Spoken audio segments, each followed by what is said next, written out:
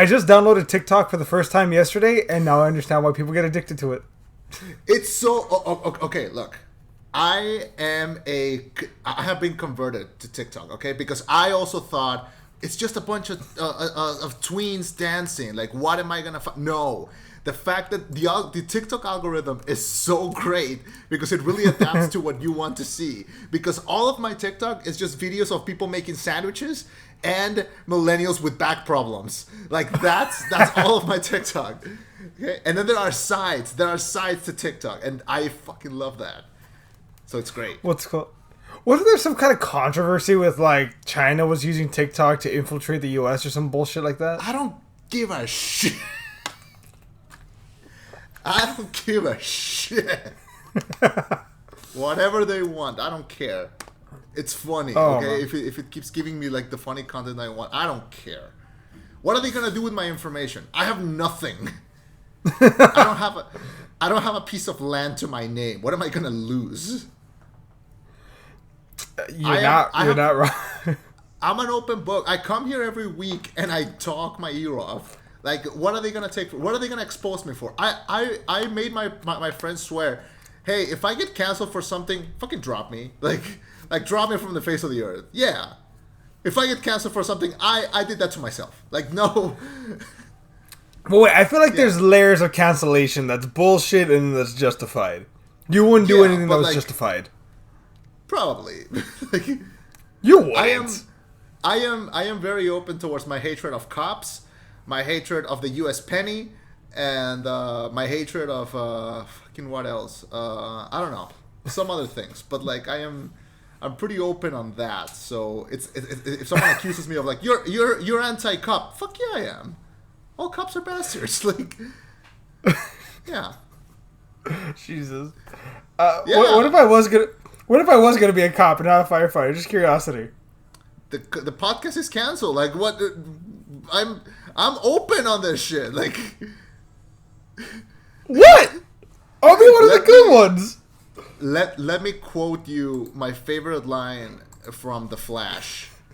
Uh-huh. You lose a little bit of your morality every time that you compromise your values. So there we go. Jesus. Right. Okay, no. Eddie has learned what career choices he can and cannot make. No, I'm a big fan of the fire department. There is no song called "Fuck the Fire Department." Okay. There is no what? There has never been a song called "Fuck the Fire Department." Okay.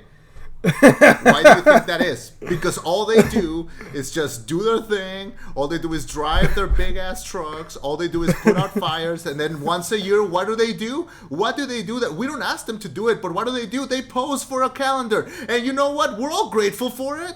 No one's ever complained about that. No one's ever been like, look at this fire department, just like taking hot pictures of themselves and then selling them to get to fundraise. No one's ever complained about that. No one's ever been like, hey, there's too many hot firemen taking pictures. No one's ever complained about that. Folks, okay? Y'all can't see this, but... and all they do. My cheeks hurt from, like, laughing and smiling. Like this is funny. This is oh, God, my cheeks hurt. Do you think a cop calendar would sell? Of course not. There you go. I've said my piece. Oh, let's get into the list. I'm so sad because you always bring a bit and I always like go off script. Like, this is just in case you were listening and be like time to get my conservative news. Fuck you. Like, this is not the place. This is not your podcast. This is not your show, mate. This is not your show. Are we biased? Oh, man. I don't care. What are they gonna do? Oh, God. Are you sure? You got nothing? This is great because we're about to talk about fictional characters, so you know this totally fits the theme.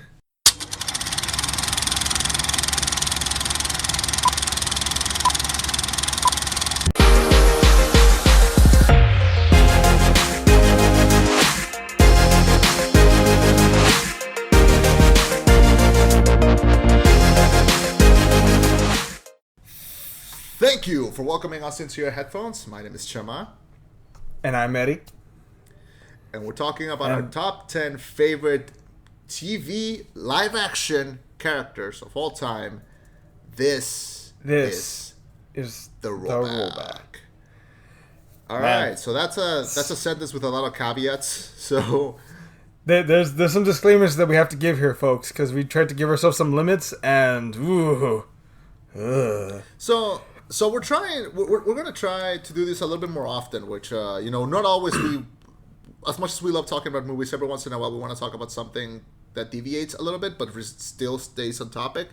Every once in a while we'll do top 10 lists. I love doing top 10 lists because it's fun and they're long, and I get to stump you on your taste. And so when we were doing FBA, we did our top 10 favorite film characters, and that list, I don't know if it has aged wonderfully, mostly because more movies probably have come hasn't. out. Yeah, but we're gonna try something same but different. Our top 10 favorite TV characters of all time. We limit ourselves to live action characters. I think animated characters really deserve their own list. In my case, anime characters might deserve their own list if we're gonna go beyond. So I wanted to limit on live action, and just gonna stick with that. You had more disclaimers, right? Yes, so folks, I need to take you on a little history lesson before we go over my list, because there's going to be some very apparent things. So, I don't watch a lot of TV nowadays. I watch a few popular things, but I don't watch too much TV nowadays because I don't have the fucking time. You know why I have a movie review podcast instead of a TV review podcast? Because a movie is only a 2-hour commitment versus a TV show that can be anywhere from 10 to 20 hours, depending on what you're watching. So that said, a lot of these TV characters, just bear that in mind. They're from, mostly pre-streaming times, pre-2014.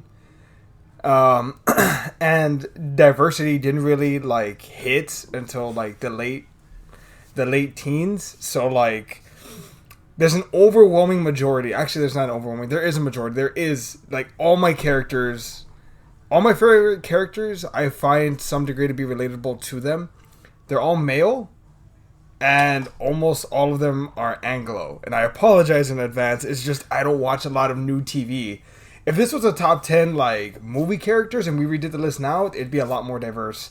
Just bear that in mind. A lot of these might be from older TV shows. That's all I ask. Just fucking bear with me on that, please.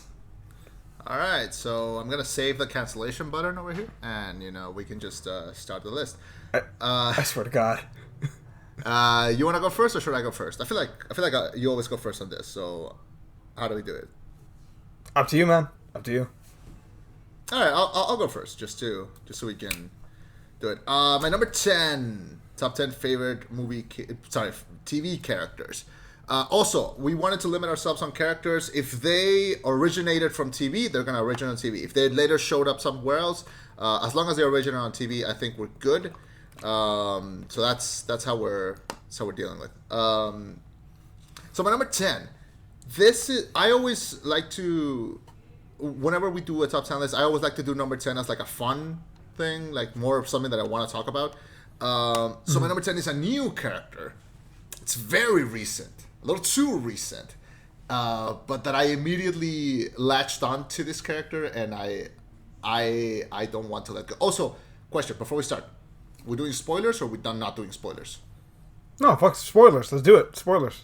All right, fine. Just a heads up: big fat spoilers. If you hear the name of a character and you haven't seen the thing and you're curious, maybe skip to that one, to the next one. All right, number 10.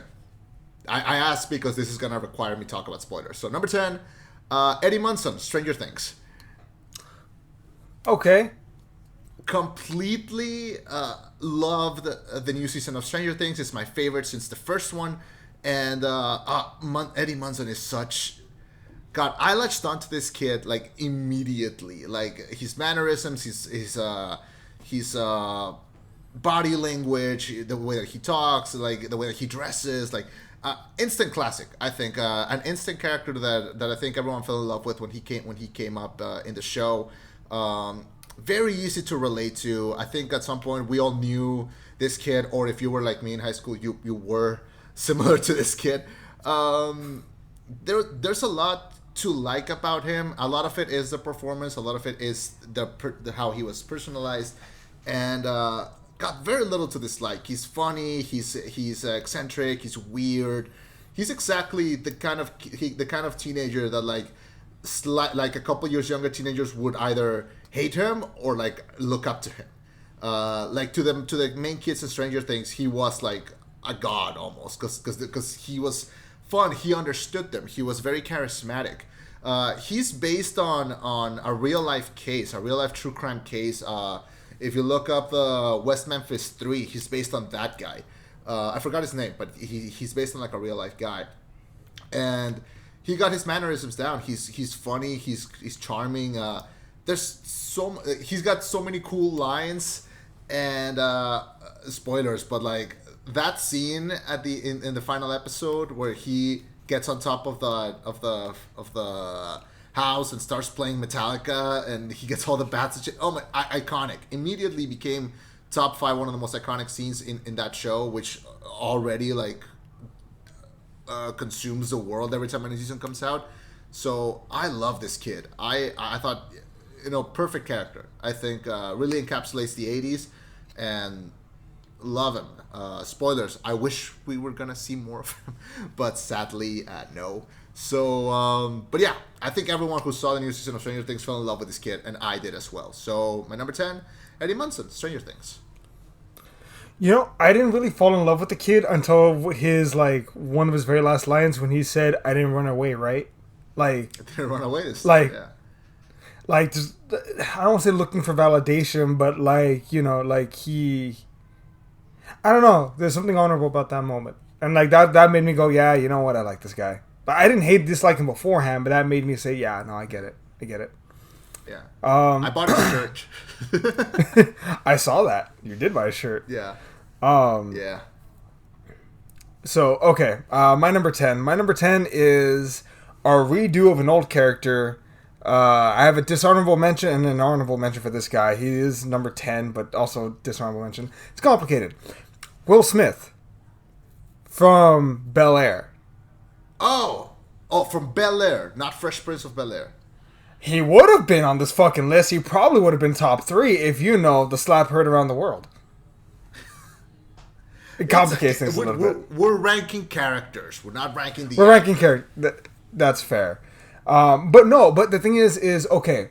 So Will Smith from the Fresh Prince of Bel Air, great character, funny, but also somewhat one-dimensional. Like it was very rare to see him not be goofy, not get his way, not find a way to weasel himself out of a situation. That was rare.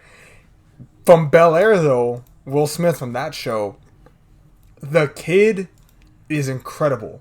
He's layered. It's a serious take. It's a different take on the source material that works.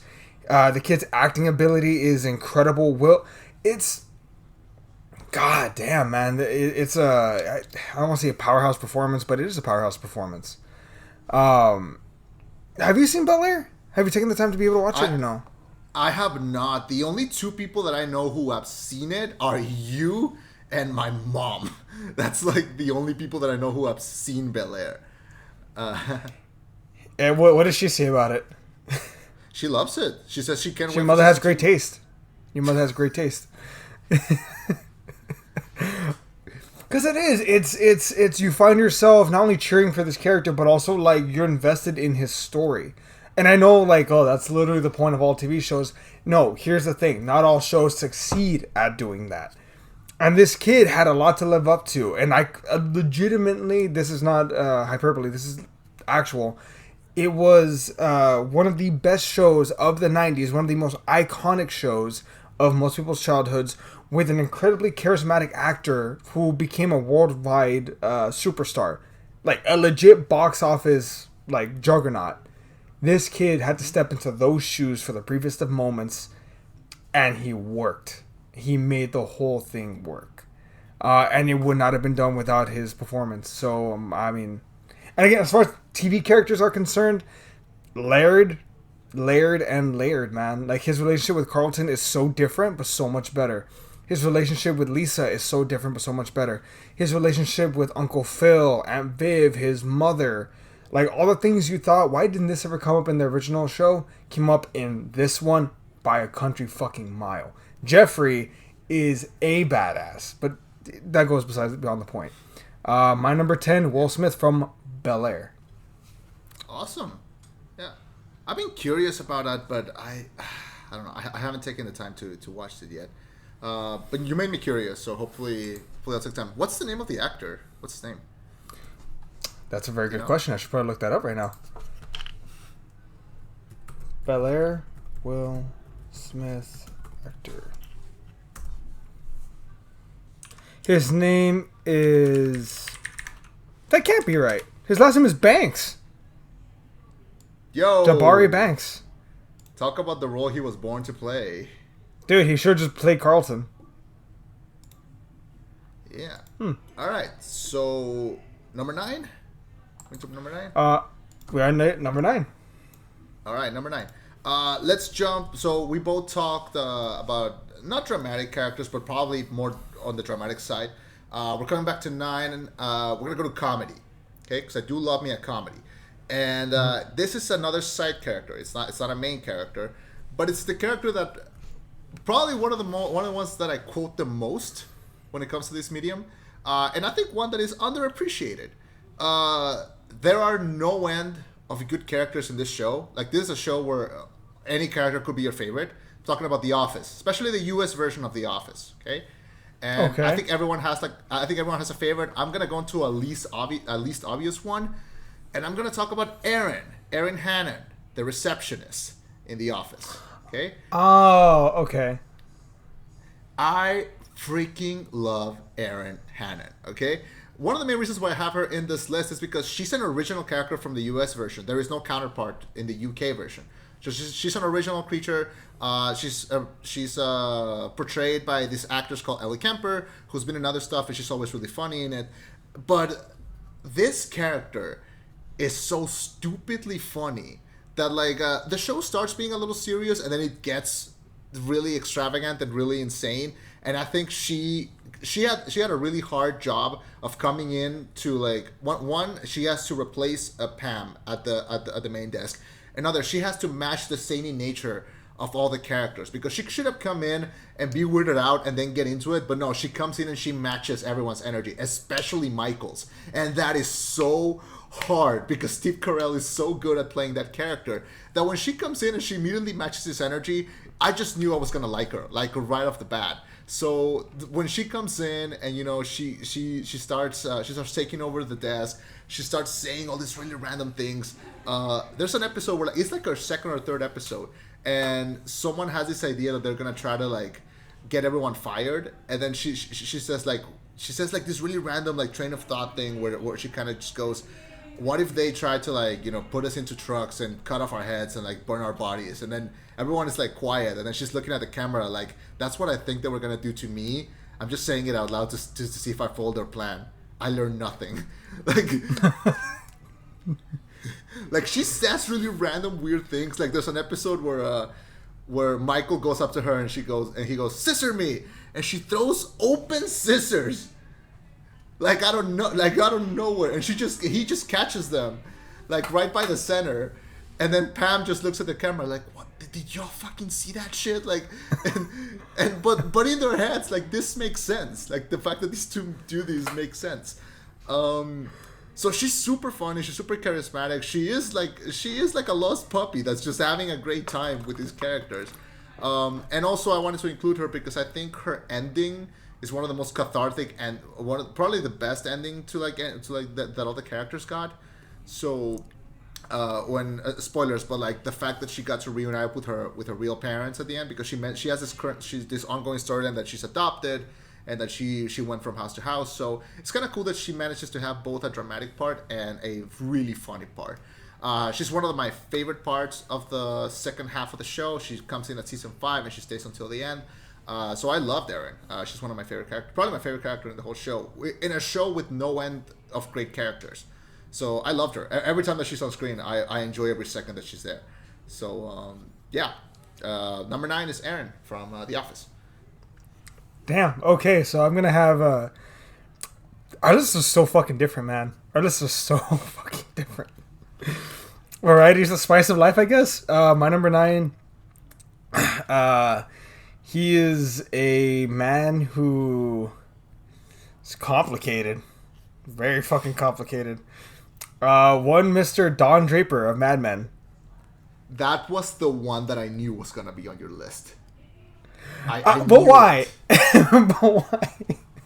Because I know you love Mad Men, and I know you've talked about Don Draper before, so like that was the one that I'm like, he's definitely gonna have on the list. I thought it was gonna be higher, so now I'm puzzled on like what's gonna happen next.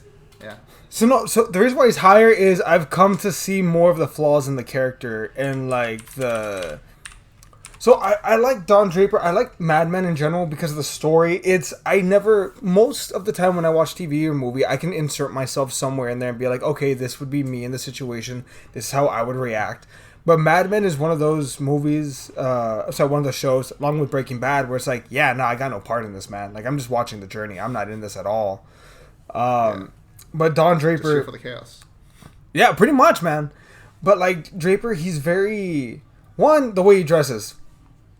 Fucking nice. I wish I could pull off a suit like John Hamm. I'm sorry. I wish I could. But number two, like, his story is just, one, it would be impossible to replicate today. It would be impossible. Two, it gives you a look back at simpler days where life was better, and I'm using quotation marks here, folks, and you see, nah, man, it's always been fucked up. It's just a matter of how fucked up it is, like, on what side of it you're on. We have a veteran, war veteran here who took on the identity of a man that died, swapped dog tags with him. That way his family thought that he was dead. He took on the identity of Don Draper. And the whole time he's just waiting for his real identity to come out and everything to break down. His marriage with Peggy initially starts out as like the perfect marriage of, 1950s stay-at-home housewife. This dude who's an adulterous asshole with 2 kids at home. And it breaks down and breaks down and goes back up and breaks down more. He goes from working for this like huge New York advertising firm, which, by the way, folks, fun fact, one of the reasons I actually watched the show is because I started working for a marketing agency. I was like, oh, this looks like fun. And then I watched this and I'm like, oh God, this looks terrifying. But then his story is just interesting. And this guy, you just see him going through different bouts of depression and dealing with so many issues from his childhood growing up. And just, it's so fucking layered, man. I mean, it's a hell of a story to watch. And Don Draper, he's the eyes through which I see most of this chaos happening. And it's weird because it's hard to study him because the people he respects, he treats with some form of sternness, but also like, no, like, you're my friend and I love you, like in that capacity. But then at the next moment, he's an adulterer who's trying to get like with any woman he can. It's weird, man. Draper's weird. He seems to have it all together, but he doesn't. And I don't know. It just something about the show. I watched it and I watched it and I watched it again. I had to research the last episode actually because I didn't understand the ending. The ending is him going to a retreat, meditating. And like he has a moment of like self-reflection, and then we cut to a commercial for Coke, and then it's like, oh, he went back. He never actually moved forward. Yeah. So I don't know. It was complicated, but I liked it. Don Draper, Mad Men. All right. Yeah, and that pretty much launched John Hamm into the stratosphere, and let us, probably a man that I've seen way too much of. Not complaining. Yeah, we've all seen the pictures with the gray sweatpants. Yeah. What? I'm just gonna leave it at that. I'll send you the pictures later. All right. Oh Jesus! Please don't. Number 8. Number 8. Mm-hmm. Okay, we're going back to drama, but this time epic, big drama. I think every list. Probably yours won't, but I think most lists of favorite characters is going to have a character from this show. So we might as well get it out there. Again, this is a show that has a big cast, so any character could be your favorite character. And I don't know if it's the obvious one, maybe like the second or third most obvious, but I can't help it. I love this little bastard. So my number 8 is Arya Stark from Game of Thrones. And yeah, I mean, we forget how big Game of Thrones was before they pushed the ending. But throughout, I think a lot of people really like Tyrion Lannister. A lot of people really like someone like Jaime But to me, my favorite character from the start was Arya Stark. She's the daughter of Ned and Catelyn Stark, and at first we think, oh, he's the main character, we have to follow him, and she's his youngest daughter. She's kind of like on this youngish, tomboyish vibe. She was this little girl where she saw her dad getting killed, and then she had to escape. She went through all these trips. She didn't take a shower the entire time. She was just suffering the entire time, and she grew up to be one of the strongest, most badass characters in the show. And the fact that she did it all while being super young and still growing up in this really dark, tumultuous timeline, and she managed to maintain that little bit of humanity in her, made her be one of my favorite characters. Her whole storyline from growing up as this rich daughter to having to escape, having to pretend she's a boy to learn how to fight and escape, and then finally coming back at the end and being the one to fucking kill the Ice King. Oh my god, she's just great, and Maisie Williams plays her with such a strong conviction and with such a fun just energy that she's impossible to dislike. She's great. She has some of the best lines in the show. She has some of the best moments in the show, and she's still super young, so I can see that she's gonna have a great career in front of her. But this is probably going to be the role that she's going to be known forever. So she's great. She has some of the most famous lines, like I said, associated with the show. And I think she has one of the better endings than most characters. Because other characters got endings that probably weren't undeserving. She got, I think, one of the best ones. So I think she's like the character that probably stayed the best during the whole show. And I love her, man. I think she's strong and adventurous and all kinds of wonderful. So love Arya Stark. She is my number 8 favorite character. Okay. In TV. Well, I see your Ariana Stark. Ariana Stark. I see Ariana Stark, and I raise you one Oscar Isaac. From which Oscar Isaac? Wait, how many Oscar Isaacs? Because you're giving me 3. I think I know where you're going. Yeah, I'm giving you 3. This is probably the newest character, technically, canonically, the newest character on my list. Moon Knight. Yeah, it left that big of an impression. Oscar Isaac's performance as everyone from Jake Lockley to Steven to oh god, what was the other one's name? Steven, Mark and Jake, just like it's insane how good of a performance he gave, but also the insanely layered story that we got from Moon Knight. Initially, we think that Steven is the real one, but turns out it was Mark. The trauma, the story we see him go through, the afterlife, I don't see how anyone could conventionally create Moon Knight without having these insane, LSD trips. Because that's what this show kind of was, man. It was layered. It's like, well, what dimension are we dealing with now? Oh, everything's breaking down. Oh, is this real life or who's this and what's that? There's just so much to it. Moon Knight is, to me, and this is just my opinion. I can be wrong. If people feel differently, that's fine. To me, it's probably the best Disney series. I really, really enjoyed Hawkeye, but to me, Moon Knight is the best TV series because it had a self-contained story, self-contained characters, layered characters, probably one of, if not the darkest backstories for any character dealing with real abuse and trauma that it showed people. It was incredible, and every single week I was on the edge of my seat wanting to see more and more and more and more and more. They haven't confirmed a season 2, unfortunately. I think now they can go into a movie if they wanted to. Moon Knight and the Knights of Desperado, something like that. I don't know, man. Give me a movie with this guy, because his character's too fucking good to not be. Man, what else can I say about this? It was just a great show, highly entertaining. But I found myself rooting for this guy and his whole story. Also, I was devastated when Steven finally stood up for himself and tried to help Mark, and then he fell off the boat. Legit devastated. My heart actually hurt afterwards, because it's no, the innocent one, not him. Yeah, Moon Knight is my number 8. I recommend this show to everybody. If you haven't seen it yet, what the fuck are you doing? It's a great show, and also probably the show that is most separated from the MCU because it doesn't reference it even once. But it's kind of cool to know that exists, just out there, and that he could pop out, anytime that he wants. Yeah. So that's great. That was your number 8. Yes, right? sir. Now you're number 7.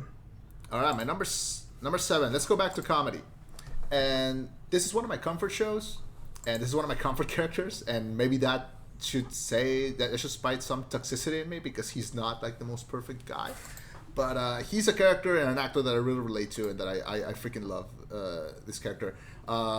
Nick Miller from New Girl, played by Jack Johnson. I love this character because you're gonna hear me say this a lot, but a lot of my characters really have the best one-liners and like the best quotes, and I think he is so funny. New Girl does this thing where every once in a while the characters will just start yelling at each other, sometimes at the same time, and that's, I think, when the comedy is the best, because all of them they have really funny voices, they're giving really funny things to say, and the chemistry between all of them is great. And Nick Miller is this character who's this kind of washed up. He works at a bar. He's a bartender, and everyone else thinks that he doesn't have his life together, and until it finally kicks that he's doing it because he wants to. Like, his dad was a lawyer. He wanted him to be a lawyer. He took the bar exam. He passed, but he was like, all right, I passed, but I don't want to do this. I like being a bartender. I'm going to stay being a bartender. And he enjoys that, and he has fun with that. He also has this ongoing storyline of really random things, like him wanting to repair everything at the apartment by himself. Everyone else putting money into his clothes after he does laundry, so that he finds random money because they think that he's not going to make it. Him having this ongoing friendship with this old Asian man that he meets at a park who never talks to him back. He just goes and talks to him and then he leaves. He has this ongoing thing where he wants to write a zombie novel and he manages to do it by the end. He's so great. Like, I love this character so much, and his voice is funny, his performance is funny. I freaking love him, and like, he has this alter ego called Julius Pepperwood, where he pretends to be this really native Chicagoan character, where he walks in and he's like, "Hi, I'm Julius Pepperwood. I'm from Chicago. Thin crust pizza? No, thank you. I'm from Chicago." And, oh god, I love him. Like, he's the reason why I love Peter B. Parker in Into the Spider-Verse. His voice just perfectly fits that character, and he pretty much plays a really similar guy. I forgot. Yeah, so I love Nick Miller. He plays this really, really cool character in this show, and he's the main reason why I go back to rewatch New Girl quite often. So yeah, number 7 is Nick Miller from New Girl. Remind me, does New Girl end with him and Jess getting together after they had a kid? They have a kid, but like in a super like flash forward thing. Yeah. They do end up together, but then they But wait, they don't have a kid together. But wait, don't they? Okay, how does New Girl end with them? Are they together? So in like the last few episodes, they do like a time. So they get together, then they do a time jump, and then like they're still together, and then they're like, oh, we'll have a kid like late. Like, they kind of suggest that they're gonna have a kid later, but it does. They don't show. From what I remember, they don't show like a kid. Oh, okay, gotcha. Okay, fair. All right, so my number 7. My number 7 would beat the shit out of your number 7, and probably your numbers 8, 9, and 10. Although Arya Stark might give him put up a fight. Billy the Butcher from The Boys. Okay. Have you seen The Boys? Not at all. So I'm going to use a phrase that's going to keep popping up from all my characters. Frenchie. Layered as fuck. Complicated as fuck. When you first meet Billy the Butcher, he just seems like this really grumpy, pissed off guy that wants to kill superheroes. But that story gets complicated real fucking quick when you find out his backstory. From his childhood abuse that he endured for his brother, that way he wouldn't be hit, to him finding love, becoming a soldier, finding love, and then his wife being taken from him, like her being assaulted and like thought dead. You understand why he hates superheroes so much and he wants to put them down. I won't say a fresh take because the comic isn't new. The comics are more than 10 years old. Excuse me. From what I heard, and from what I've heard, the comics are not very good, and like the show makes it really good. The show's deviated actually. Like I can now say officially, the show has deviated from the comics as of now. It's so much more bleak though, man. It's so much more bleak. But no, I'm looking forward to where season 4 and 5 will go. But Billy the Butcher, like, he's like the Punisher with the heart of gold, if that makes sense.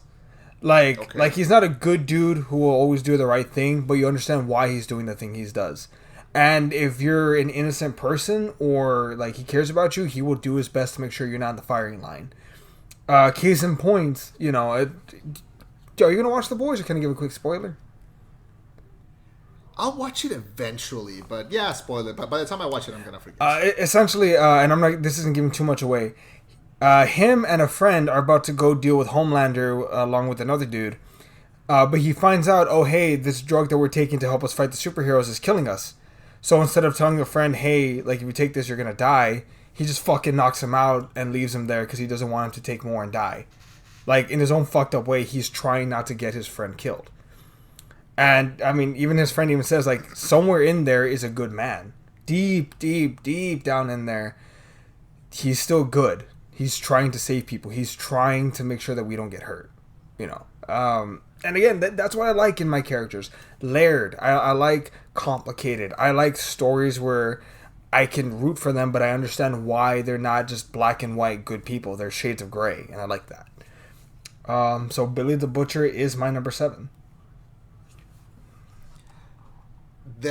So one of the reasons I'm gonna deviate a little, but like one of the reasons why I really want you to keep watching My Hero Academia is because everything that you just said reminds me of this one character that shows up in like seasons 2 or 3.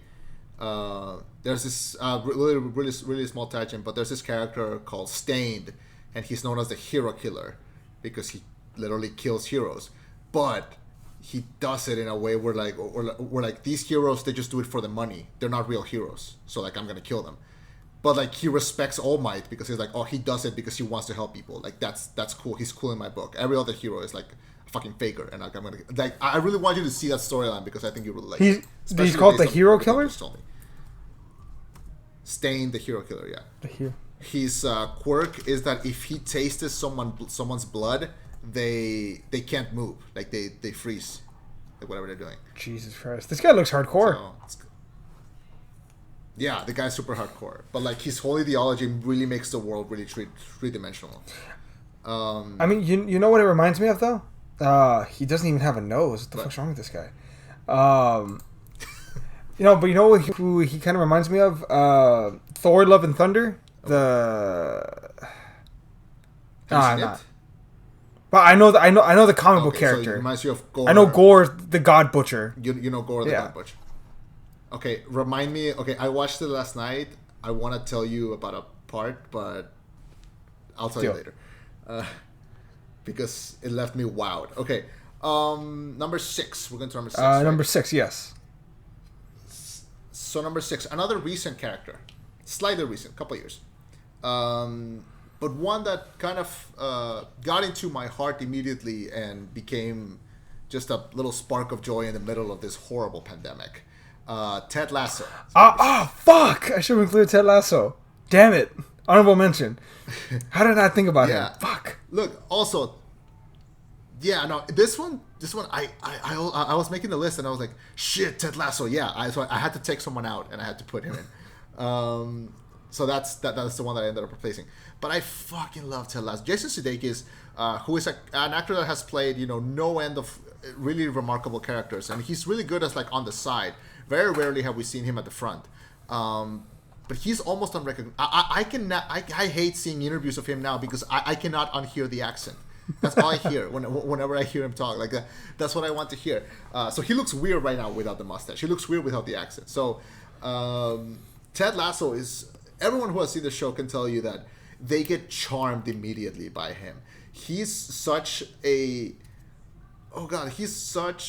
his charm, his personality, his humor, like how he gets he comes into a place in the world that is just so ready to hate him, and he doesn't see that as like, he doesn't go back to his house and be like, oh, they hate me. He doesn't care. He goes back every day again to try again.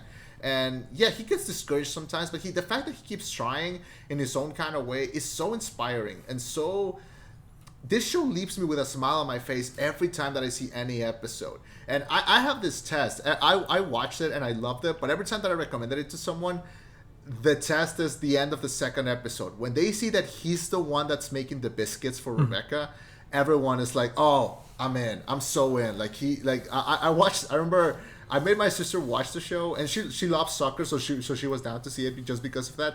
But when they get to the second episode and she sees, oh, he makes the biscuits. Okay, yeah, I get it. Like, that's the moment where like everyone is immediately enthralled by it.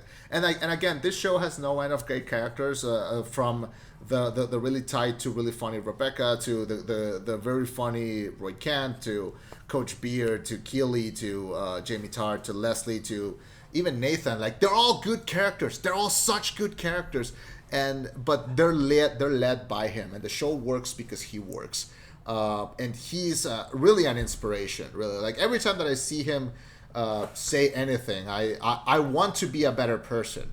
And like, if that's not a great character, then I don't know what is. So I love Ted Lasso. He's my number. In a perfect world, he would be number one. But there are no end of great characters, so he's great. I no doubt that if the next season is great, he might jump to like a higher position. You know, I regret this list now because, fuck, man, Ted Lasso should have been on this list. You know what, folks? Honorable mention: Ted Lasso and Roy Kent.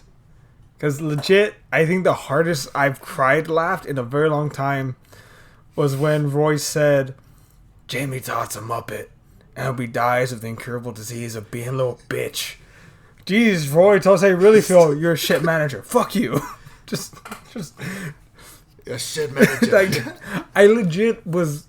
I was re-listening. I was watching some like highlights. Like, well, not watching. I was driving and listening to some highlights, right?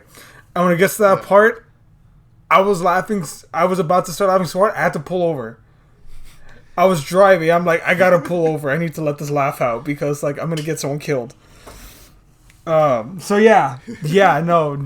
Oh god damn. And then even Jamie Tartt, like even his character's like the moment where you see his dad being an asshole, and then Roy just goes up and hugs him. Like that made Nikki cry. That got me like, oh man, like damn.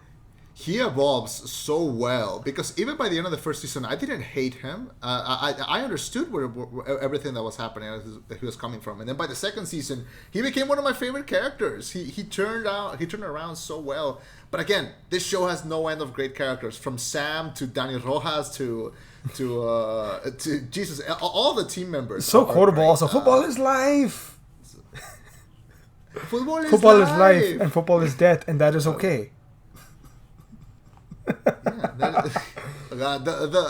Jesus, the sports psychology. Like we could do one episode on just Ted Lasso, but but just a reminder: if you haven't seen Ted Lasso, fucking watch Ted Lasso. Cannot wait for the third season. Yeah. Really. All right, so my number 6. All right, let me see if you can get. No, that was my number 6. Yeah, so now my number 6. So it's. Oh yeah. So tell me if you can guess this character just from this part. Number 1, can you please sing the opening lyrics for I Want It That Way by the Backstreet Boys? Really? Okay. You are my fire. Number 2, keep it going. I'm not going to do the whole thing. Jake Peralta is my number 6. Alright, just because he's a fictional cop, I'm going to give him a pass, but he's still a cop. So. Oh, I've got like 2 more cops on my list. Good luck, buddy. Good luck, man. But okay, so Jake Peralta, funny and a good friend. I think you mentioned New Girl, how it's a bit of an escapism for you. Like you watch it to kind of like relax and de-stress because it's a good, relaxing, funny show that makes you chill.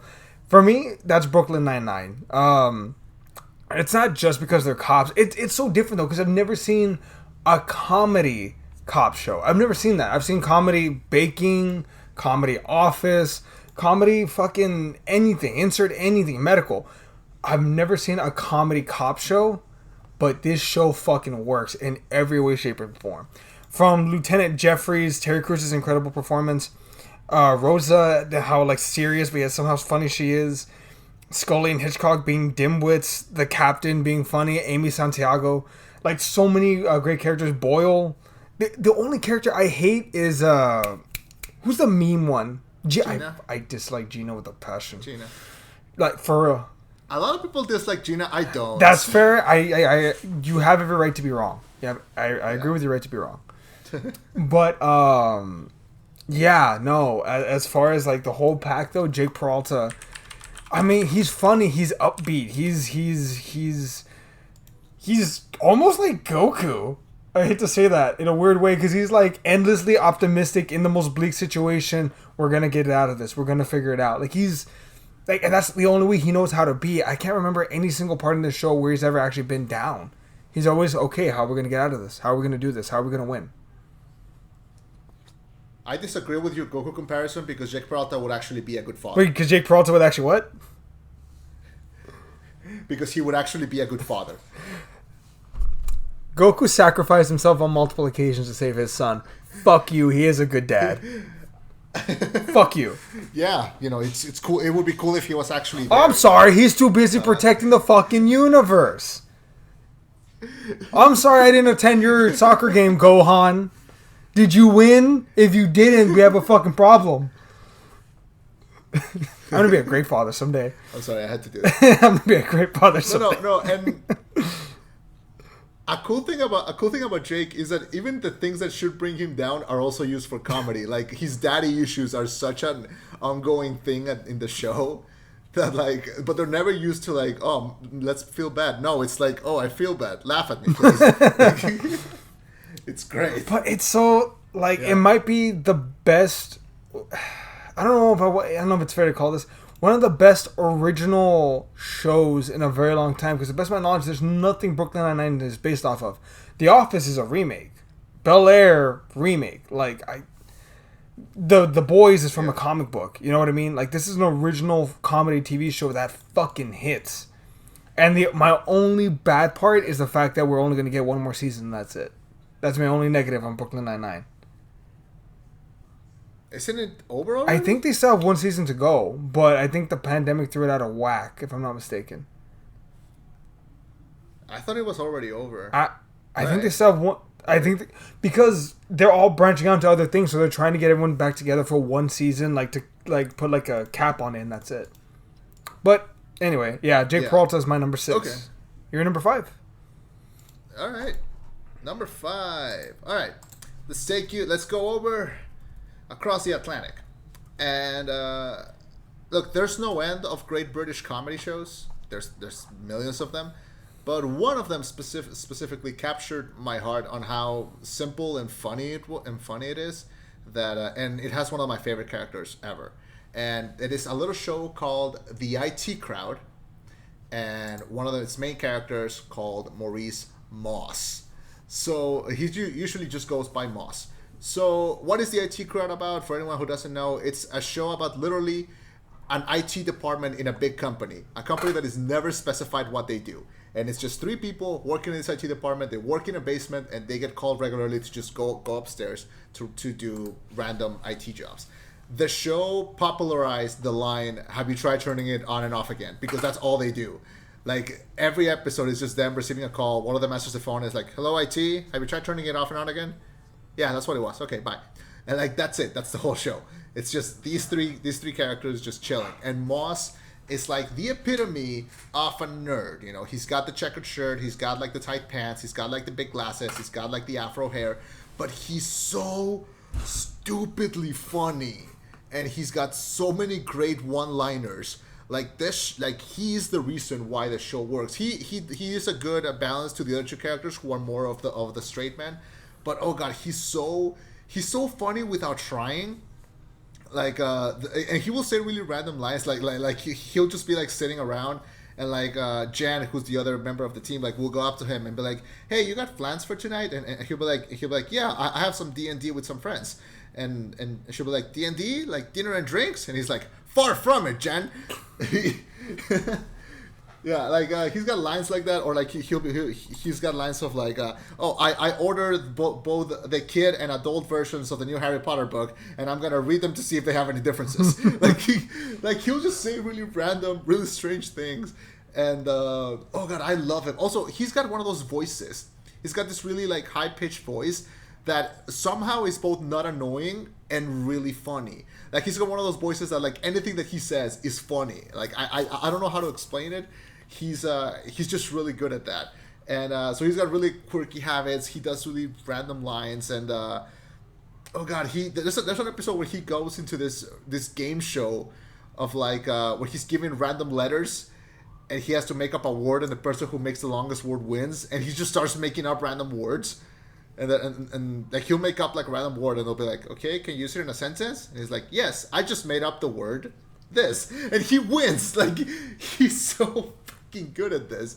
Oh god, no, he's great. Anyone who hasn't seen the IT Crowd, they're like 3 seasons. Every season is like 4 episodes long, and it's one of the funniest sitcoms out there.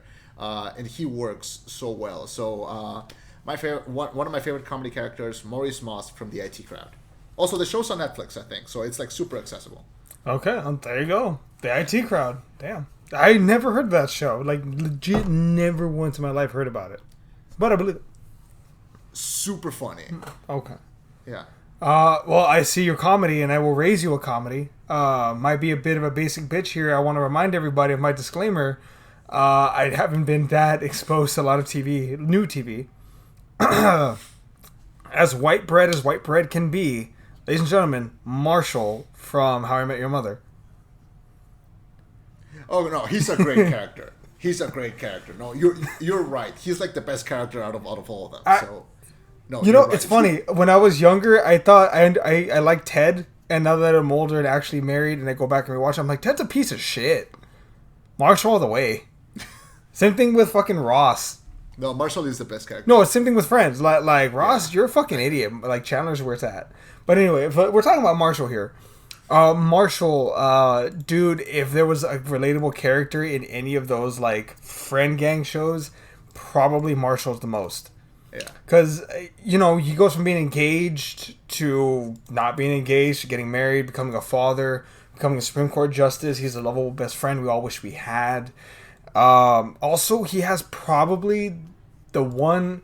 So, folks, it's very hard to make me, like, so emotionally invested that I actually get teared up, right? It's not very common. It's very rare. Marshall does it. In one episode. The episode where his father passes away. The countdown. It's time. Sad... Well, not so fun fact, sort of. When they were going to film that scene, the actual actor who plays Marshall... What's his name? I don't remember.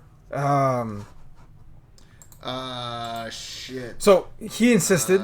Jason Segel. Thank you.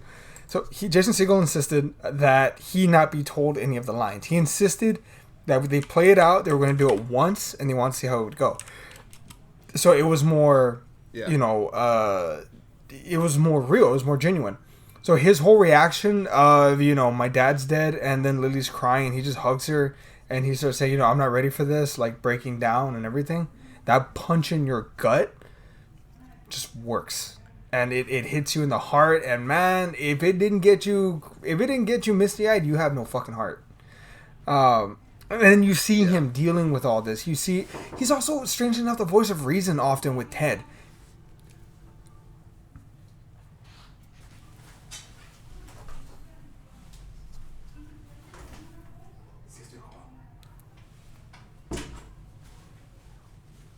You good? You good? Yeah. You sure? No, you're good, man. You're good. Yeah. He's also often the voice of reason with Ted. You know, even when he'll tell him stuff he doesn't want to hear. Marshall's often, you know, the dad of the group. He's the one that, like, no, you should do this, you should do that. I find him incredibly relatable when he, like, sells his soul to the corporate world so he can make sure that his family has enough. Like, I fucking now more than ever understand him. His fights with Lily are strangely realistic in the sense of, like, you understand both couples' side of the argument, which is hard to do. Typically, it's very obvious so-and-so is acting out or so-and-so is wrong. like the writers of this show managed to give Lily and Marshall two very fair and opposite and opposing views. Marshall's a friend that we all wish we had, man, and I couldn't help but gravitate towards his story. Yeah, Marshall, my number 6 or 5. Was it number 5 or 6? 1, 2, 3, 4, 5. 5. Yeah. No, he's great. He's great. I totally forgot about How I Met Your Mother when making this list. Have you seen the new show, the How I Met? It's not as good. Have you seen the whole thing? Okay. Yeah. No, I agree. It's not as good, but I like the little winks to the audience to the previous show. Number 4. Okay, another slightly newer character from like a couple of years ago. Another comedy show, another British comedy show. I'm talking about the show Fleabag, and her main character, her name is Fleabag. So Fleabag is this show created by Phoebe Waller-Bridge, who is very slowly becoming one of my new favorite people, just like anywhere. She's so stupidly funny, and this show is both dark and funny at the same time. If you haven't heard of Fleabag, it's this show. It's on Amazon Prime. It's a Prime original, and it's just the daily life of this woman in her 30s. She owns a bakery, and it's about her relationship with her sister, with kind of coping with her friend, her best friend who passed away, and they're also coping with the idea that her father is gonna remarry. So that's kind of the whole thing, but it's both kind of dark and really funny in like a very dark way. This show employs the character breaking the fourth wall. She constantly talks to the audience, and you can quote me on this. This is the best use of breaking the fourth wall that I've ever seen. Better than Deadpool, but better than Malcolm in the Middle, better than any other thing that has used breaking the fourth wall to talk to the audience. This is the best use of it. So if you're a fan of that, this is a show to watch. Okay, it's also really short. It's 2 seasons of 6 episodes each. And the show is really good. It's just her daily life with her daily monologues. The first season is all about her coping with her best friend's death, and then the second season is about, no joke, she falls in love with a Catholic priest. Yes. Okay. And it's super funny, and it's super dark, and it's this great exploration of just this woman just coping with life and just going through what she needs. And her talking to the audience is almost used as a coping mechanism. There's a scene where in the second season where she becomes really good friends with the priest. The priest has no name. He's literally just called the hot priest. And so she becomes really good friends, and he's visiting her cafe, and they're talking, and she starts having this thing where she's talking to the audience because we're her, like she refers to the audience as her friends. Like there's an episode where she's talking to a therapist, and the therapist asks her like, "Do you have any friends?" And she just kind of like looks at the camera like, "Yeah, we talk all the time." And this is like her coping. And then there's a great scene where she's talking with the priest in the second season, and she's like, and he goes like, "What's going on? Like, what's going through your mind?" And she goes, "Nothing." And then she looks at the camera like, "Hey, look, what is this guy talking about?" Like, nothing. And then the priest looks at the camera like, "Who are you talking to? Like, what's happening? Like how do you do it? Like you were talking, and then you kind of like went away, and you just got like, what happened?" And she goes like, "Nothing. Like, just leave me alone." Like, and this becomes like a thing. Like you clearly see that this use of breaking the fourth wall is like her coping mechanism, and it's greatly executed. And the second season especially is one of the greatest storylines ever made. Like her with the priest. Oh, it's great. The ending is a fucking gut punch. So Fleabag is a great show, and Phoebe Waller-Bridge, who's the creator, main actress, writer, she co-wrote the script to No Time to Die, like after creating the show, and she's gonna star in the new Indiana Jones. So she's doing a lot of things. Oh, good for her then. So she's great. I love her. Yeah, so yeah, go get that money, Phoebe. You got this. She's super funny. She's super tall, so she's super unique looking. So she's a person that really grabs your attention, and she's great in a show like this. Her relationship with her sister is fantastic, also, and also the show does a great use of like very physical humor, like not like punches and jumping, but like a lot of physical stuff happens in the show that's really funny. If you have the time, watch it. It's super short. The episodes are like 20 to 30 minutes, And like I said, only 12 episodes, and they stay right here. They're great. So yeah, if you haven't seen Fleabag, for the love of God, watch it. It's one of the best things that has happened to television in years. This is one really that to put attention to. So it's great. I freaking love Fleabag, and she's a great character. So number 4, Fleabag. Okay, damn. Well, I'm going to go way in the opposite direction. I ain't going no comedy. This is gonna get really dark, really serious. I have no comedy actually. Now that I'm looking at it from this point forward. So, good luck. My number 4 started out as a pizza delivery boy and ended up one of the best badasses that we've ever seen on television. Ladies and gentlemen, Glenn from The Walking Dead. I knew it. That was the other one that I knew was going to be. What's called Glenn. So he starts out as a goof and becomes a badass. And he's kind of the moment that started the show, if you think about it. When Rick gets caught in that tank, who's the one that radios him and tells him, "Hey, dumbass, looks like you got yourself caught, huh, Sheriff? What you think? You're gonna just ride in here, clear up the town, yeehaw?" Yeah, something like that. You know, Glenn is just such a lovable character, but also he has honor in him. Like he could have left Rick to die and just go be on his merry way, but instead, no, he goes on this insane journey to be this guy that we love. He matures. He finds this romance, this insanely like endearing romance with the farmer's daughter, Maggie. He has these comedy moments, but also these character moments where he tries to be strong. He tries to lift people up. He tries to be hopeful. He's the light at the end of the tunnel. Just a great character that you love, and that's due in no short part to Stephen Yeun's performance as Glenn. You can't help but love and root for the character. And also, folks, here's a little peek behind the curtain. Back when The Walking Dead was first coming out during the first couple of seasons, streaming wasn't really a thing. Like, it wasn't very popular. It wasn't that well used. So we had to do something different back then. Back then, we had to wait a week for each episode, in between. And I remember every Sunday, either I would get out of work and watch the replay, or I would be at home watching the actual, the initial shot. And I'd have to avoid social media for about an hour and a half to not get any spoilers on my phone. And that's all anyone would talk about the next day is what happened with Rick or with Maggie or with Glenn or Alexandria or the governor or whatever storyline was going on at the time, Terminus. So there was just so much going on, but somehow he was always center of the character. Almost abusively, the writers would constantly put Glenn in danger because, I don't know, maybe they could tell the audience loved him. So there were 3 fake outs where, is he dead? No, he's not. But yes, he is. No, he's not. But yes, he is. No, not. No, he's not. And sadly enough, when Glenn did die, by the way, folks, here's another thing. I've never seen The Walking Dead since Glenn's death. I refused to watch that episode. I stopped watching right before he was about to get beat, and I haven't seen it since. I have not seen any of the following episodes. I think they've had 3 or 4 seasons since Glenn died. Nope, fuck you. Not watching it until Negan dies. I will start rewatching the fucking show. Jeffrey Dean Morgan, you son of a bitch.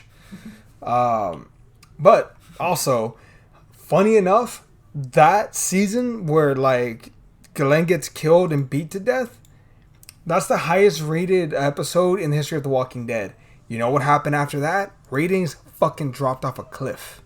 Why?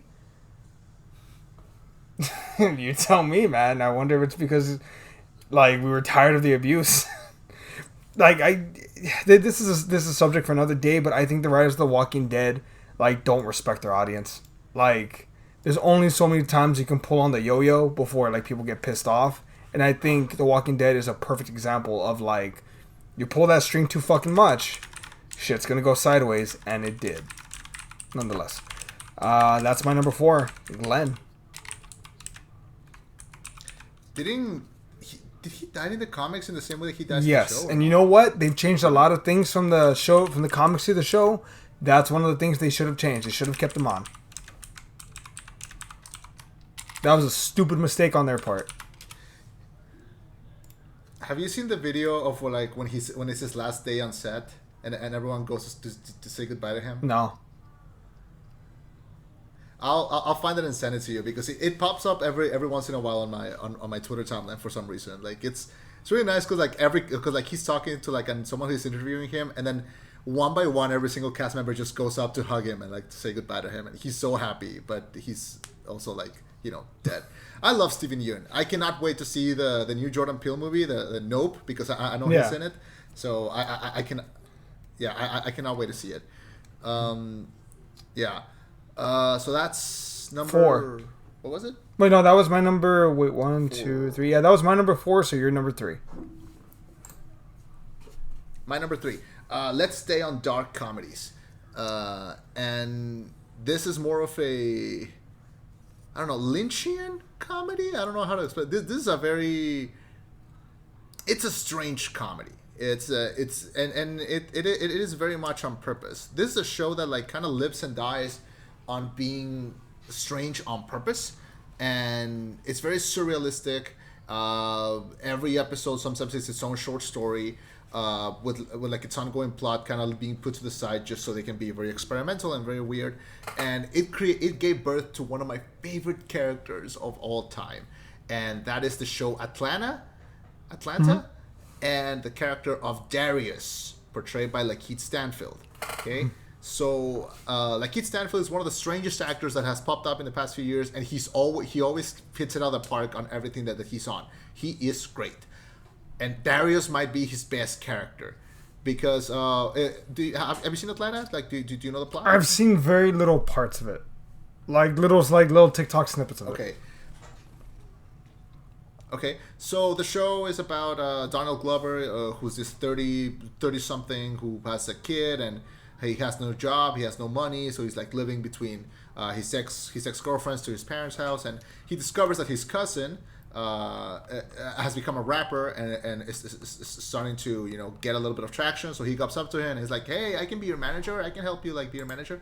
And he goes like, "You just want money, but sure, yeah, you know your stuff." And so it's the two of them, and then the rapper, the cousin, his name is Paperboy. He has his like kind of like his confidant, his right hand man, and it's this guy called Darius, and he is super eccentric. Like he says really random, really vague, really strange things, but he's the kind of guy that you kind of want on your side because he makes life just a little bit more interesting. Like he's this super strange guy, and he gets into really strange situations. Like there's an episode where he goes to a gun range, okay? And he's at this gun range, and he put, how you have like a paper of like a person that you like put and then you shoot. Like it's like an outline of a human, right? So you're familiar with those, right? Yeah. So I've never been to a gun range, but like that's kind of like an image that you have, like So he goes to this gun range and he puts like one of those papers, but instead of being an outline of a person, it's an outline of a dog.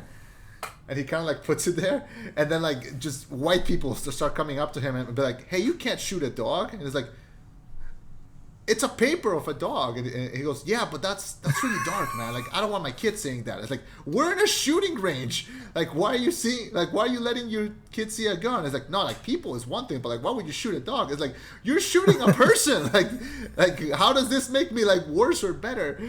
And then he points at it's like look, for example, you're shooting at this one thing, and it's like an outline of a person, but it has a sign that says "Dad," and it's like you're shooting at Dad. Like how am I worse? Like this is the kind of like this is Darius like day to day, he goes like this things just happen to him. There's an episode where Jesus, like a really random thing just look. Atlanta, every episode is like its own flavor of the week. Something really eccentric happens, and Darius is like the person that seems to be more connected to everything that is happening. So he's like super aware. There's an episode where he goes to Donald Glover's dad's house, and he goes like, "Hey, can I measure your tree?" And the dad goes like, "Not right now." And then Darius just goes, that just means no. Like he just says that like that just means no. Like, and then like 2 episodes later, that tree falls and it hits the house. So he was measuring it because he knew that he was gonna fall and like hit the house. Like this guy just knows shit. Okay? So this is the kind of character that you kind of want on your. Yeah, he's super weird. He's super strange, but he's weirdly like super connected to like everything that is happening. So he has really weird tangents, and yeah, there's an episode where like he's talking with Ern, who's played by Donald Glover, and he's eating like cereal out of a bowl, and he goes, breakfast bowl, and Ern just looks at him like, you made that up, and Darius goes, everything's made up. Stay woke. like what the fuck? That's just so fucking random. There's an episode where he finds a hat with a Confederate flag on it that says like heritage, not hate, or something, and he buys it. He buys it with a red marker, and he like blurs out some of the letters so that it just says like, you mad? Like he just wears it out of the store. He's so fucking weird. There's an episode where like it's an episode where like none of the main characters show up, just like side characters, and they're supposed to go to like a party at Drake's house, and they just walk in and they're like, oh my god, let's see if we bump into Drake. And they go to a pool, and Darius is just sitting there at the pool. They're like, Darius, what are you doing here? It's like, I don't know. Like, I'm here, bro. I'm just here, man. Yeah, like he's so strange, but he's so, oh my god, he's so enjoyable. He's like the best part of the whole show, and he's great. Like there's no end to really good lines from him. So if you watch Atlanta, he's like the best character, and like Keith Stanfield plays him beautifully, to the point where like when I see him in something else, I just think he's Darius, like just having another adventure. Like when I see him, when he was one of the detectives in Knives Out, and whenever I saw him there, I was like, oh my god, this is just Darius, like having a second job or something. He's just so weird. So if you haven't seen Atlanta, he's the reason to watch it. Honestly, he's so good. Better than Danny Glover? Donald Glover is great, but he is like the straight man of the show. He's kind of there to like level everything else out. Okay. And he plays him great as well. But he does more of the dramatic. Like Donald Glover, even though he's really funny, he doesn't do a lot of comedy in the show. But he's like one of the main writers. He's one of the main directors. So he really does a lot to set the mood of the show, which is great. But Darius Darius like weirdly fits that strange dark mood, but in a very funny way. Mm-hmm. Yeah. So I think he is like the best thing of the show. But the show itself is great. Okay, number 3. Yeah. Darius from Atlanta. Darius. Okay. Darius. All right. Yeah. I see your number 3, and I raise your number 3. Number 2 in our road to 3 cops. The second best cop ever on TV. This is the only show with 2 entries on the list, by the way. My number 3 is Rick from The Walking Dead. Rick Grimes. Jesus. All right. I thought Glenn would be higher, but okay. So, I think Rick is higher because as much as I understand Glenn and his relationship with Maggie, I also kind of feel Rick's not necessarily his need, but his conundrum to where he has a family going into this. He has a son and a wife and a kid on the way that's not his, but he is put arguably in the toughest position of any character because he has this family he's trying to protect. He's trying to lead these people on through this horrible, horrible apocalypse, with walkers and whatnot. And just the opening scene of The Walking Dead, of him having to shoot a little girl in the head. Like this little zombie girl. That's the opening fucking scene of the show. I can't think of a show that has a better opening scene, if I'm being honest with you. Like, just to give you an idea, this is the direction we're going to go, and it's only going to get fucking dark from here on out. The premise is so insane, but it's so fun to watch. And you see him take such high highs and such low lows, his mental breakdown after Lori gets killed, him having to snap at the people in Alexandria saying, you fuckers are sheltered, you don't know what it's like out there. Like, you have it so easy in here, we need to protect it, not fucking waste it, you idiots. To everything in between, him in the comics, there's actually a part where he actually manages to trick Negan. He actually stoops down to his level. Rick, after everything that happens with the governor, trying to take a step back and like, no, there's a council now. Like, they're the leaders. I'm just here to help. I would just want to be a farmer. I don't want to deal with this bullshit anymore. I don't want to have to be the one that's responsible. Oh, but you have to be, Rick, because you are. Mm-hmm. And moving forward, That scene, Carl, and what happens with Herschel, God, there's just so much, so much to his story that I appreciated, that I liked. Again, I only watched it up until the point of Glenn's death, but the Rick that I got from that first point onward, great TV character, great protagonist that you can't help but cheer for. I don't know if he got dark or evil later on, but I know that I liked the Rick I had up until that point.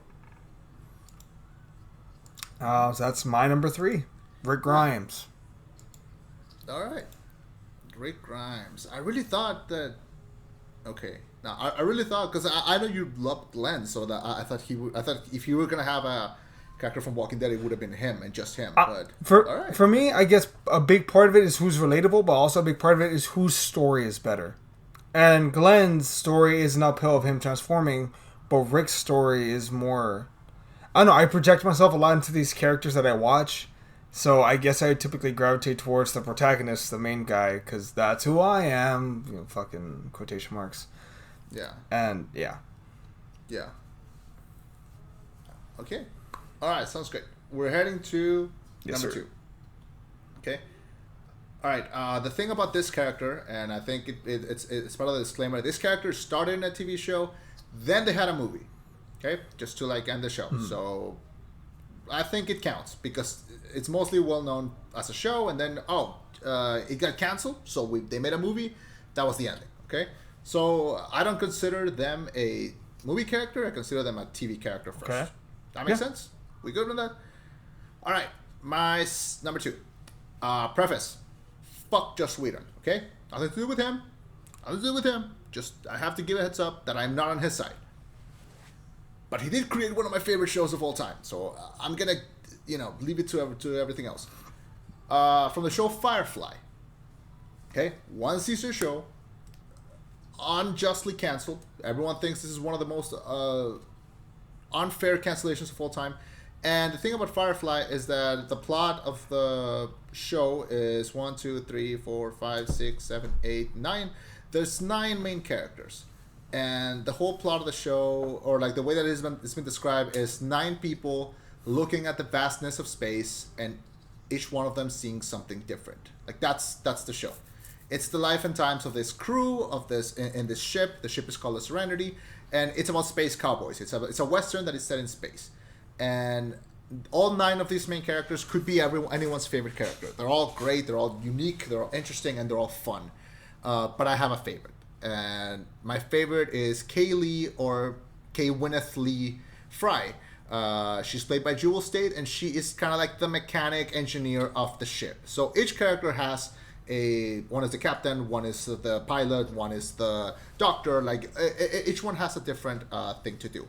Kaylee is the youngest member of the group. She is in her, I'm gonna say early 20s, and she's the super smart engineer of the crew, and she is kind of the heart of the ship and the heart of the show, because each character, they all have their own backstory, they all have their own ongoing storyline. Her thing is that she's super chipper, she's super nice, she's super sweet. She kind of surrounds herself in bright and positive attitude, and she is kind of the thing that makes every job easier, because everyone kind of trusts her to balance out all the darkness of what is happening with her super positive attitude. And they see her, and she's kind of she's always covered in grease. She always has this really cute green jumpsuit that she's always running around. She's always fixing something. She has this just super endearing attitude. She's a person that you definitely want on your team, because she just makes everything easier. And she has one of those attitudes that like Ted Lasso, you want to be a better person just by seeing her just kind of be a good person. And her evolution in the show is she is a good engineer. She meets in the first episode, they meet this doctor character called Simon, who joins the crew, and the two of them kind of start forming this really cute, innocent flirtationship that really goes all the way in the show and in the movie. And also, to balance out, she's the biggest horn dog out of all of them. She not really, she says this really random, strange lines out of nowhere that work in the context of the show, and she she says them with such a straight face, and she's so funny, especially in the movie. Like throughout the whole show, she and Simon kind of have this back and forth. They're like, oh, will they, won't they, like, will they get together? And then by the end, they're about to die, and he goes like, my one regret is that we never got into a relationship and we never had sex. And Kaylee's like, fuck this, I'm gonna live. Hell yeah. Like, it's great. It's great, and she's so great, and also she balances out because she's this super cutesy like character, and like but she's always like I said, covered in grease in this jumpsuit. So like nobody, so like especially Malcolm, who's the captain, he just sees her as like, oh, this is just the engineer that we found. So they get to like this city, and she sees this really big, loud pink frilly dress, and she's like, oh, that's so cute. And he goes, you're never gonna wear it, so like, why do you care? And then, she gets sad and she doesn't want to talk to him. And then he goes like, oh, come on, I bought you the fucking dress. Like, come with me to this, like, thing. And then she goes to this party where she wears this big poofy dress, and she's so happy just running around. And then you think, oh, she's going to have fun. She's going to go down. No, she just starts talking to a bunch of, like, old men about engineering and about ships. And it's great because she knows more about it than them. And she's so good. She's such like this show is not like a negative show, it's not a dark show, but she brings so much light and so much brightness to the show. So she's great, and she's one of those characters that like wears her heart on her. Like I think like every character hides something. She doesn't. She wears her heart on her sleeve. She's super positive, and it's so hard to dislike her. So I love Kaylee. She's one of my favorite characters ever made, and yeah, I since this actress has played other characters like in other shows, but she will be remembered as Kaylee for like forever. So, and that's great. That's a great character to have, honestly, because she's a super positive character and a super fun one. So my number 2, hard to dislike, Kaylee Fry. Okay, all right, I like that. Yeah. My number, I know Firefly was like canceled. 2. Fox has a history of canceling bullshit shows they shouldn't have canceled. Here's another honorable mention. Christopher Titus from Titus. Yeah. He should have been on my list. I'm sorry, folks. That show was canceled in 2003, just to give you an idea of how far back. But if you had never seen Titus, go watch it. Fucking incredible show. But my number 2 is the third and final stop on our 3 cops on my list trilogy. This cop is... All right. I challenge you to dislike this man. Because he does the right thing all the fucking time. Okay. Also, I can probably say this. I think I've actually seen more TV time from this one guy than any other character on my list. The officer is Detective Elliot Stabler from Law & Order SVU. Oh, yeah. Okay. Have you seen SVU? Have you watched it? Or? No. Really? Sorry. Okay, so... Damn, then you know how satisfying it is watching him. So... SVU, Special Victims Unit, stars, and don't fucking bullshit me with, it's an ensemble. Bullshit, there's 2 stars. There's Detective Elliot Stabler and Olivia... Benson, thank you. Olivia Benson. I want to say Olivia Munn, but I know that's wrong. Benson, yeah, Stabler and Benson. They're the 2 lead characters, let's be fucking real here. Detectives in New York dealing with sexually based crimes. And man, if it is not satisfying watching Stabler beat the shit out of predators, I don't know what the fuck is, man. But the thing is initially when you watch the show, that's what you get. It's just, big cop, scary dude beat the shit out of, bad guys. That's what you initially get. That's your initial taste of it. Until you watch the show, and as the seasons progress, you get these snippets of his life, of his real world life. Why he does what he does. Raised Irish Catholic. He has a family with, I think, like 3 kids. They end up having, I think, 2 more during the show. You see the toll that being a detective takes on his kids. You watch him being protective, having these difficult conversations. He talks to his daughter. This show is in the very, very early 2000s, in the very young stages of the internet. And he asks his daughter, like, do you ever get, like, unsolicited emails? Like, just asking. And his daughter's like 14, 13. She's like, well, yeah, Dad, but you just delete them. Like, it happens to all the kids at school. Or these drug parties that he has to have these tough conversations about, Are kids like that at your school? Like, do you need to talk to me about this?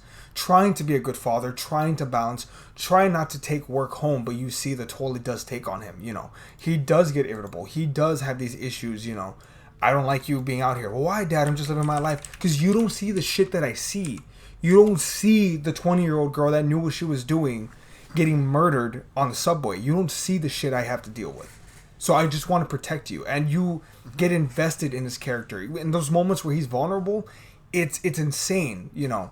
You see him going through a divorce with his wife, and then they rekindle the relationship when he says, you know, I don't want to lose you. I pick you over this job every day.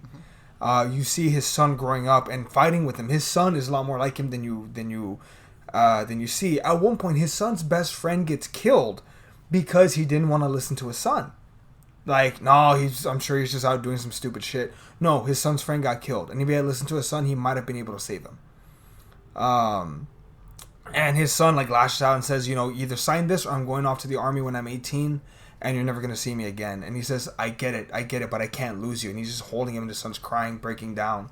And you get these really emotional moments. And it's crazy because also so contract negotiations broke down, he didn't want more pay. He wanted equal pay to Olivia, the one that's plays Olivia Benson. She got a pay raise. He wanted not more, equal. He just said, hey, can I get paid the same as her? And they said, nah. So he walked. And for maybe over 10 years, they've tried to replace Stabler. Never fucking could. Countless actors tried. They all fucking failed. No one can replace him because he is the OG tough cop that you want to have. Because, again, he's layered. You were invested in his character, in his family, in his upbringing. Yeah, they brought him back, but not the way everyone wanted. Everyone wanted him to be back on SVU with Olivia. He's not. He's with organized crime. That's fine, but seasons 1 through 10 of Stabler, man, it was incredible. It was so fun to watch him. And again, the show is so stupidly rewatchable. I've probably watched more hours of Stabler in SVU than any other character on this list by a country mile. It's not even close. Well, you know, not every show has, 13 fucking seasons. Yeah. You know? And not only that, there's like 20 episodes per season. Yeah, it's not like now where like every show has like 12. Yeah, like no, like back then, writers have to fucking work. But yeah, again, you see him dealing with everything from human monsters to his own personal PTSD. He's the best cop TV has ever had, and fuck you, Sherlock.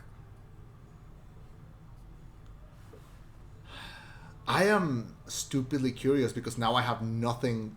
What could be your number one? It'll be obvious once I say it. Maybe. Okay. All right. So that's your number 2, right? All right. My number 1.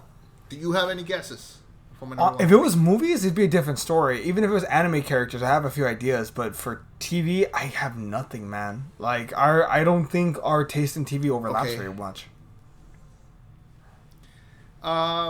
Yeah, not a lot, but I feel like once I say it, you're gonna be like, well, duh, of course, because I've talked about this character a lot in the past. So, same story with Kaylee.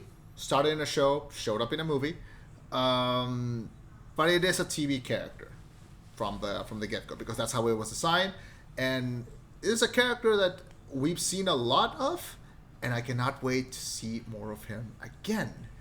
And that is Matt Murdock, a.k.a. Daredevil from Daredevil. Yeah, of course. Now, why is he number 1? Why him above every other character that has existed in, just a show? This is a character that obviously was not born out of a show. It was born out of a comic book. And, they tried to make a movie before. He showed up in cartoons. He's lived different lives. Why is Matt Murdock in the Daredevil show, originally made by Netflix, now available on Disney Plus, played by Charlie Cox? Why is this the first version of Daredevil? Because this is what everything that this character should be, adapted to its core roots and amplified to the best that it could be. This is probably my favorite performance by an actor as a comic book character. This is my favorite Marvel comic book character, and this is the most perfect adaptation that could have been done of him. Daredevil is my favorite superhero, not just because he's unique or interesting or weird or has its own personality. It's because he is everything that Batman isn't in the best way. Like, we all like Batman because, he's a guy with no superpowers that's like going at it. Matt Murdock is the same, and he has no money. Like, that is the difference. There are everything about the show Daredevil works because we want him to succeed and we want him on our side. There are episodes that just speak with showing and not telling us. There are episodes where Matt will walk into his little office and there will be boxes full of fruit.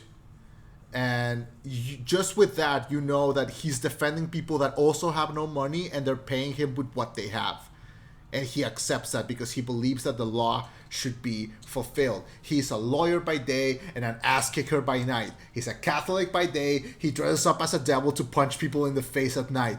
And then he wakes up the next day. He has the balls to go to church and be like, "Forgive me, Father, for I have sinned." Like, how much of a fucking badass can you be to go and commit crimes, commit sins, and then the next day show up sober to church and be like, "Forgive me, Father, for I have sinned." Oh my God, I love this guy. This is when people say like, "Oh, the Catholic media," this is the kind of Catholic that I would trust. This is exactly how the characters should be portrayed, exactly like this. His ideologies are ever present in the first season. His fight with the Punisher is one of the best morality-based arguments that I've seen portrayed in any piece of media. Even better than some other ones that I've tried. Third season, still good. A lot of people are not their favorite season, but he's great. He's so good. And, he's hindered by this thing where he's blind, but he's also, like, aided by the fact that he has, like, amplified hearing. And Charlie Cox plays him to perfection. First of all, he's British, so when you hear him talking, it's like, that's not his voice. How does he do that? That's weird. But like him walking with the stick, and then him, I don't know, we're just like dropping the stick and starting to do parkour, and him in the suit, he's great. He fits this universe so well. And I thought he was done. I thought he was sober. But then when he shows up in Spider-Man, in No Way Home, when he's his lawyer, God, he's great. And I cannot wait because there's going to be an extended edition of Spider-Man and he's going to show up more in that one. Hell yeah, give it to me now. I cannot wait to see it. There's going to be a new show. He's going to show up in the Echo Disney Plus show. He's going to have his own show again. This is my favorite comic book character brought to life by the most perfect actor that could have portrayed him in the most perfect episodes. And, he has, if you count the shows and you count the movies, he has more screen time than a lot of the characters from the MCU. He has more screen time than Iron Man. He has more screen time than Captain America. He has a lot of more screen time. So we get to know him from inside and out. We get to know him, his friends. We get to know his personality. He's so complex, and I love him so much. So he's my favorite TV character, at least for now. Matt Murdock, a.k.a. Daredevil, from Daredevil. I mean, that's a compelling argument, man. I can't think of anything against it. Like, I mean, I watched the first season. I liked it. It was just too much for me to watch the entire, like, run in one shot. I need to sit down and watch it, though. You got me excited now. I kind of want to see it, too. I also need to see My Hero Academia, though. Hell yeah. But yeah. Wow, okay, Daredevil. You're number one. My number one, you want me to give you a hint? Yes, because I have my number one and your number one have one thing in common. They're both white. They have two things in common. They're blind? No. Lawyers? No. Comic book characters? They both use canes.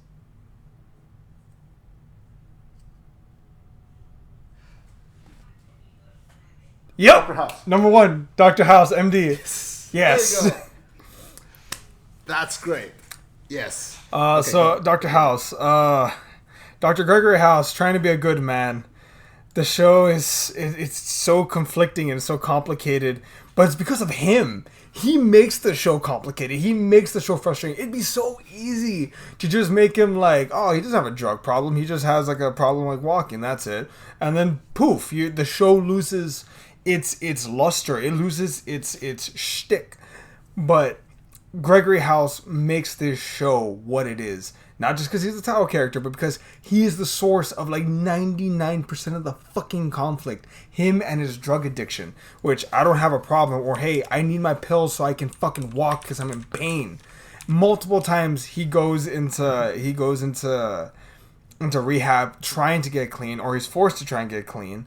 Man, the fact that Hugh Laurie played this character to such a fucking T. Did you know he actually had to go to therapy to learn how to walk properly because his brain was registering him walking with a limp too much? He had to relearn how to walk properly. Jesus. Yeah. Fuck yeah. And then this show is just so interesting. It teaches so much medical stuff. If you watch this show for like 4 seasons, you're going to begin to see like repeat shit popping over. Okay, kidney problem. If this isn't this, we can try this, or this isn't this. It kind of teaches you a bit, but what you really want to see is Gregory House and every single one of his quotable lines, from "I didn't say it was your fault, I said I was going to blame you," to him obviously mocking people in the most politically incorrect way you can find, yet still somehow he's still the biggest douchebag. Like, he's not the biggest douchebag in the house. Like, it's just, it works. It all works. His relationship with Cuddy, his relationship with all his characters, with all of his underlings, the 3 student doctors that like are meant to help him in this environment. It's great. You know, a show I have gone back to rewatch multiple times. Just, he's interesting. It's a great character study. Also, I'd like to make a quick point. It's insane that in the span of 1 year, we had a season of House, Mad Men, Dexter, Breaking Bad, and Boardwalk Empire. 5 legit powerhouse shows all in 1 fucking year. And yet, you know who won the goddamn Golden Globe? Hugh Laurie. Hugh Laurie, motherfucker. Hugh Laurie. He's an incredible actor, but this show doesn't work unless he is an incredible actor. This show doesn't work unless he has this charisma. This show doesn't work without this great writing, with this incredible environment, with these out of fucking sane cases. You can argue the show maybe went on too long. I'm one of those proponents. I think it should have probably ended maybe 1 season earlier, maybe 2 seasons earlier. I think the ending should have been him and Cuddy having their happy ending. But one of the things I love about the show is the fact that House doesn't get his happy ending. House endures. He has to deal with these problems and these issues. He has to continue on in spite of the pain, because that's arguably real life. That's depressing, but that's also this show. Yeah, just an incredible show, incredible character. Another fun fact, this guy actually made me want to become a doctor for a very, very small period of time. I'm like, that looks like fun. And then I realized how many years of school I'd have to go through, and I'm like, nah, fuck that noise. But nonetheless, Dr. House is, for me at least, as of right now, my number one favorite TV character. All right, yeah, I never watched it completely. Like, I've seen episodes here and there, but I've never seen like the whole thing like front to back. I kind of want to, not just because of Hugh Laurie, because I know Olivia Wilde is in it, so I kind of want to watch it. She shows up in the later episodes, but yeah, she's in it. All right. No, like I've heard a lot of great things, and I've seen like a couple episodes, but I need to take the plunge. I really should see like the whole thing. Worth it. Maybe when I get off my anime kick, I'll probably watch it again, because right now watching a live action show is very hard for me. I don't know why. Like, I could watch the Star Wars and the Marvels, but like I'm so desensitized to like live action TV. But yeah, that's great. That's a great choice. I think Dr. House is a great character. Yeah. That episode when he gets a cane with flames and he walks into Slow Ride by Fogat. Great fucking bitchin'. Scene. Yeah. That's where I got the phrase, actually. That episode when he has to like keep it cool while this woman has this inhaler and just use it as a perfume. Oh god, fucking great shot. And you just see him like he's trying to contain it. Just yeah, because you can tell he's so upset, and oh god, no, he's He's great, and I love Hugh Laurie. And another similarity that the number ones have, they're both British actors who are playing American characters. That's true. So yeah. All right. Yeah. So that's our number 10. All right. So I guess that's our list. Our top 10 favorite TV characters. This is going to be a longer show. We're heading an hour and 40 minutes. We should probably cut it off soon because we don't know how heavy that's going to be. But that should be it. Thank you so much for joining us. If you made it all the way to this, please leave us a comment with your favorite TV characters because we would love to know. We'll go through those lists. If you liked a few, or maybe you wanted to watch a show because of how much we enjoy talking about it, you can also go ahead and do that and let us know. We're available on Spotify, iTunes, YouTube, and wherever else. And that should be it. Thank you so much for joining us. Next week, we're doing Thor. Next week, I believe we're doing Thor. Are we also doing Lightyear? I need to see Lightyear. I think I'm this close to giving up and just waiting for it to come out on Disney Plus. I'm cool with that. Yeah, we'll just do it when it comes. I'll be watching the second time so I can get even more great things to say about Thor. Hell yeah. All right. So, but yeah, next week, watch out for a review of Thor, Love and Thunder. My name is Chema. And this was the rollback. Bye, everybody.